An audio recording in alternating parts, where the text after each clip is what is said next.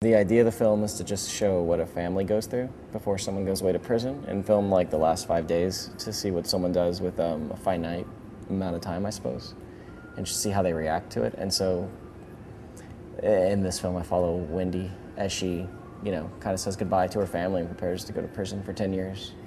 I thought if someone's going to prison and they're going for a long amount of time and they have a family, it's got to be pretty interesting. But I didn't know if I'd have any luck finding a person. I mean, it took 6 months to find someone, so I just thought it would be interesting to see what would happen. It could have been, I thought it'd be more lyrical and slow and everything, but it just so happened that with this particular family, when they start showing me their short films, you just saw these weird, haunting videotapes, and that's when the movie kind of changed directions a little. I always thought 5 days. I went back to film some other interviews, but no, I never planned on doing any more than 5 days. 6 days, I mean, within 10 days. I thought I could get everything I needed because you have to. I mean, if it didn't work out, it didn't work out, but it would lose its impact. I mean, you could film over a year and then piece it together, and maybe that'd be a better film, but it's not as, I think if you're excited when you're filming it too, it makes all the difference, and you can tell. And I mean, there was something in the air. You can as soon as I got to Wendy, I actually filmed another family right after her, and I told the family when I got there, I'm like, probably not going to use this. I mean, I'm just telling you right now, so if you want me to go home, I'll go home. But they were like, no, come along. And so their journey was, let's go to Disneyland, and we're going to go party before Dad goes to jail. And I was just like, I'm not going to, you knew right away, as soon as you walked into Wendy's house, that this was going to be the whole film. I knew she killed him with a hammer, but I didn't know the details of like what happened that night. No one would ever talk about it. So, I mean, everything else was kind of auxiliary, and it just came as I was filming. Day 3, I find this out, day 4. And so the story kind of unfolded on its own.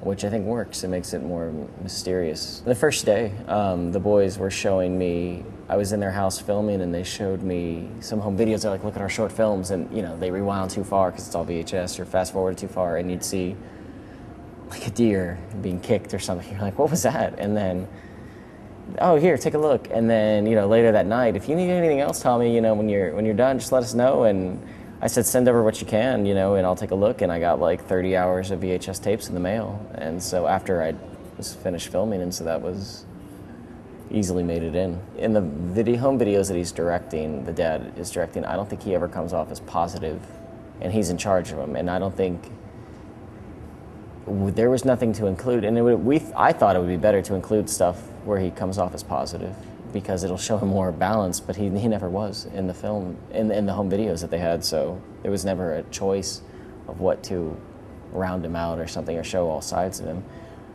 He came across as a jerk all the time. People come down and they're like, wow, you obviously have a lot of sympathy for her, but I tried to keep all that outside of the film and just kind of show her.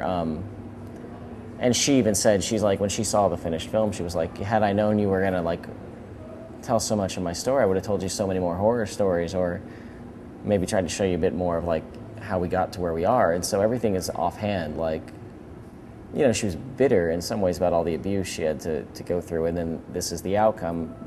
She expected it. She felt like, I did this, this is what I have to do. I have to go to prison now, but she was still bitter. So everything she did say would just come off as she and her family were talking. There were like 3 instances where I asked a question just because I needed some clarification or something. We would try to not even use that, but it just helped the film. But the idea was just to get out of the way and see what happened. And it was just, this gradual unfold of like kind of a horror story in some ways. I'm not smart enough to have made a film and tried to solve a problem by making a film. I mean, it's not what I was trying to do.